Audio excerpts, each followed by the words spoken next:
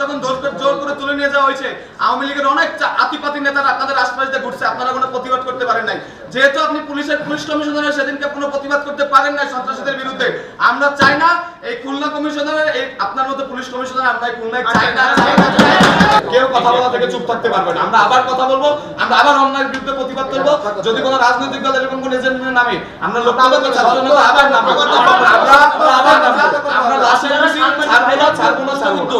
আমরা বলি আমাদের দেশে আর কোন ধরনের কোন ঘুষ, দুর্নীতি, লিয়াজু, সিন্ডিকেট, বাজার সিন্ডিকেট, ওষুধ সিন্ডিকেট, স্বাস্থ্য সিন্ডিকেট, মাদক, অরাজকতা, গুন্ডামি, চাঁদাবাজি, নৈরাজ্য, সন্ত্রাস কিচ্ছু থাকবে না, কিচ্ছু থাকবে না। কোনো সিঙ্গারা বিস্কুটের লোভে নয়, এই একটানা 35 দিনেরও বেশি সময় ধরে আন্দোলন করে তারা আমরা আতঙ্কে পুলিশের উপর এই দেশটাকে আমরা ঠিক করতেছি। আমি যখন শান্তিপূর্ণ মিছিল নিয়ে ফেরত যাচ্ছিলাম তখন কেন সেখানে দায়িত্বরত এপিবিএন এবং পুলিশ আমার উপর গুলি চালালো স্যার। আমার শরীরে 11টা গুলি লেগেছে, 11টা গুলি লেগেছে স্যার, 11টা গুলি, 11টা গুলি, এখানে 11টা গুলি লেগেছে।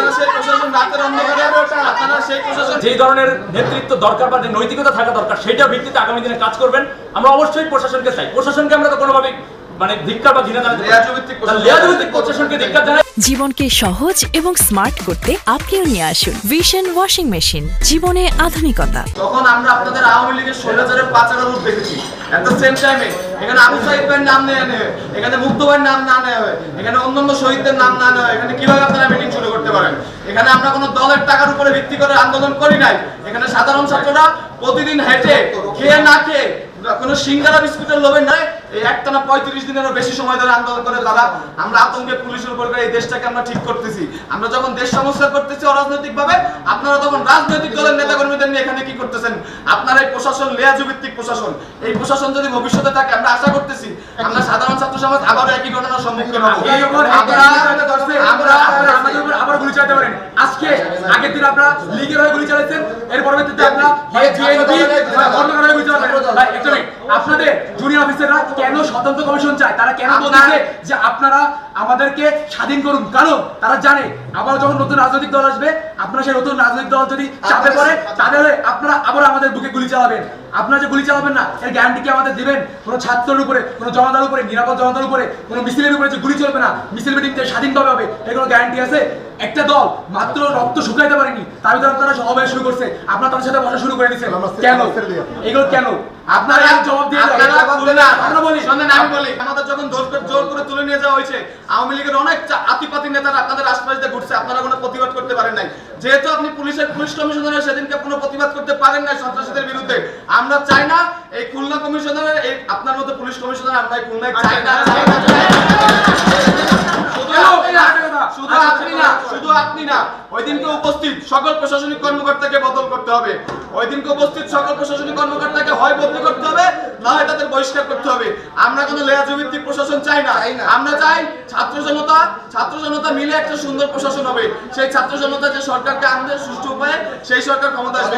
এখন আমরা ডক্টর মোহাম্মদ ইউনূসের নেতৃত্বে বাংলাদেশ পরিচালনা করব।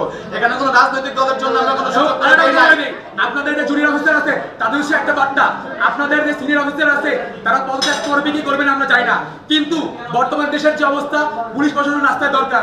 আপনারা অঞ্চলে অঞ্চলে ডাকাতি হত্যাযজ্ঞ থামান, রাস্তায় ফিরে আসেন, সিনিয়র অফিসারদের কমানো লাগবে না, আপনারা নিজ নিজ থানার আন্ডারে আপনারা কাজ করেন। প্রয়োজনে এই যে আপনাদের 11 দফা দাবি আছে এইগুলো দেশ ঠান্ডা হওয়ার পরে, কেয়ারটেকার গভর্নমেন্ট নেওয়ার পরে আবার ঠিক করা যাবে। আমরা দাবি করতেছি এই ধরনের যারা লিয়াজু ভিত্তিক উপরের কমিশনার আছে বা ওসি আছে তাদেরকে আমরা সরাবো ইনশাল্লাহ। কিন্তু বর্তমানে দেশের যে অবস্থা, আপনার দেশের শৃঙ্খলা ঠান্ডা করার জন্য আমরা মাঠে নামে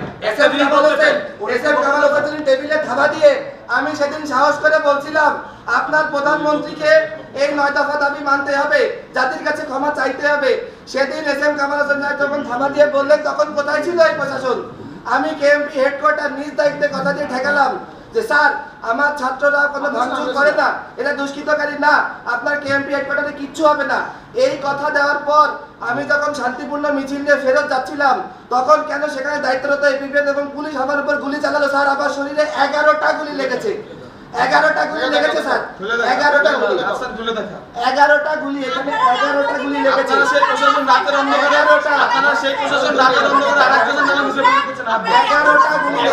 প্রশাসন আমাদের দরকার, প্রথম কথা প্রশাসন আমরা চাই, তবে আমরা প্রশাসনের যে নৈতিকতার যে অবক্ষয় দেখেছি স্পেশালি আমি পুলিশ বাহিনীকে বলবো, তাদের এই নৈতিক অবক্ষয়ের কারণে আজকে পুলিশ প্রশ্নবিদ্ধ, এবং আমরাও এই ক্ষেত্রে ব্যতীত যে আমাদের অনেক পুলিশ মারাও গিয়েছে।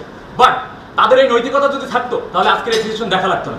তবে আমরা কোনো রাজনৈতিক দলকে এখানে প্রমোট করার জন্য আমরা ছাত্র সমাজ এখানেও আসি এবং সারা বাংলাদেশে আছি, আমরা নিরপেক্ষতার ভিত্তিতে আমরা এই সরকার গঠন করতে চাই।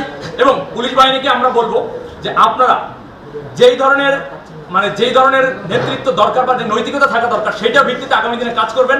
আমরা অবশ্যই প্রশাসনকে চাই, প্রশাসনকে আমরা তো কোনোভাবেই ধিক্কার বা ঘৃণা জানাতে লেয়াজভিত্তিক প্রশাসনকে ধিক্কার জানাই।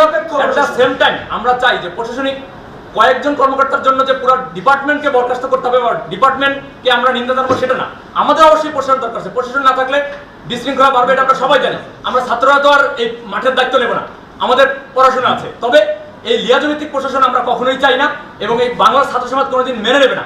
আজকে আপনারা যদি রাজনৈতিক নেতাদেরকে ইনভাইট করতেন তাহলে আমাদের কেন রাখছেন? আমরা তো কোনো রাজনৈতিক নেতার আন্ডারে আমরা কোনো আন্দোলন করিনি। আপনারা ছাত্র জনতার জন্য যেটা ভালো হয় সেভাবে আমরা যে আমাদের প্রতিনিধি ভাইরা আছে ঢাকা বিশ্ববিদ্যালয়ের সেটাই করা হবে, সেটাই করা হবে। তাদের আমাদের কথা শুনতে হবে গো, আমাদের কথা শুনতে হবে গো। ওরা কথা বলবে, ভাই কথা বলবে।